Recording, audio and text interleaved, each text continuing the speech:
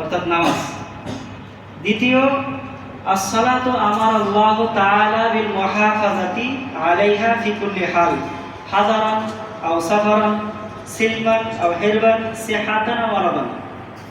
নামাজ এমন একটি বস্তু যে আপনি যেমনই অবস্থায় থাকুন না কেন সেই অবস্থাতে আপনাকে নামাজ ঠিক মতো আদায় করতে হবে, পালন করতে হবে। আপনি সফরে আছেন, বাড়িতে আছেন, আপনি অসুস্থ আছেন, সুস্থ আছেন, যে কোনো অবস্থাতে থাকুন না কেন আপনাকে নামাজ ঠিক মতো আদায় করে নিতে হবে।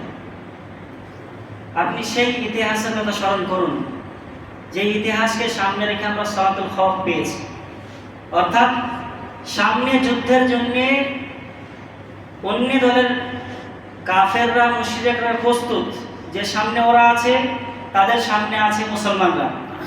এমন অবস্থায় যে যুদ্ধ হবে তার আগেই সেই সময়তে যদি নামাজের সময় হয়ে যায় তবুও তাদেরকে নির্দেশ দেওয়া হয়েছে সেই সময়তে তারা যেন নামাজ পড়ে।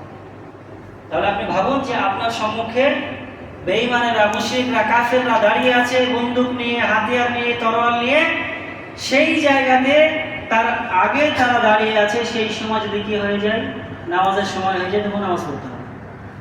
কিভাবে নামাজ পড়বে?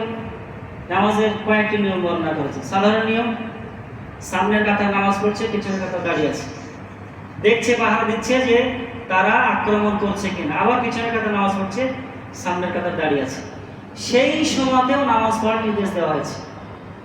আপনি যে অবস্থায় থাকুন না, এমনকি রাসূলুল্লাহ সাল্লাল্লাহু আলাইহি ওয়াসাল্লাম বলছেন, সাল্লি কায়িমান, তোমরা দাঁড়িয়ে নামাজ পড়ো। ফাইন লাম ইয়াস্তাতি ফাকাইদান, যদি দাঁড়িয়ে নামাজ পড়ার সামর্থ্য না হয় তাহলে বসে বসে নামাজ পড়ো। যদি বসে নামাজ পড়ার সামর্থ্য না হয় তাহলে তোমরা একভার হয়ে শুয়ে শুয়ে ইশারা দ্বারা নামাজ পড়ো। অসুস্থতা থাকলেও আপনি আইসি